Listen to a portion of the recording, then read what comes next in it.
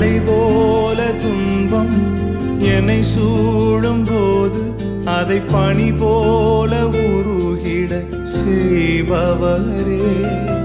மலை போல துன்பம் என்னை சூடும் போது அதை பனி போல உருகிட செய்பவரே. கண்மணி போல் என்னை காப்பவரே. உள்ளங்கையில் பொறிந்தென்னை நினைப்பவரே.